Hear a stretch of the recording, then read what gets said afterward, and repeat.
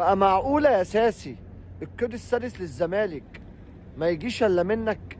ده الناس كانت هتبيع لك حلقان وهتبيع لك هدوم وهتبيع لك كل حاجة عشان تجدد لك، واحنا اللي قلناها مرارا وتكرارا انتوا مش حمل اي لعيب يجي عندكم محترف، ودي كانت هدايا وراحت لحالها ومعروف من تركي آل الشيخ.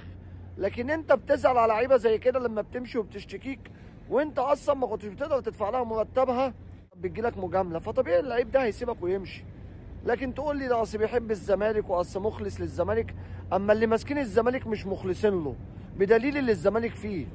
ده انت بتنادي السادسه يا زمالك في افريقيا، تجيلك في وقف كد. بجد الزمالك ده ملهوش صاحب يسأل عليه. وانا بقول لك عمر الزمالك ده ما هتقوم له قومه، لان عمري ما حد بيفكر في الزمالك بجد. زي مدرسه النادي الاهلي وادارته الناجحه، ان مفيش حد بيحب ياخد اللقطه، كله بيحب لا مؤاخذه لو مش هيحط من جيبه جنيه يعمل كل حاجه فعلا باخلاص للاهلي، عكس الزمالك اللي كله بيخش يعبي في جيبه. والزمالك في خبر كان كما هو المعتاد والحال دلوقتي. بجد الزمالك ده هنشوفه بجد في مشاكل طول حياته، لان الناس اللي فيه عمرها ما حبته. سلام.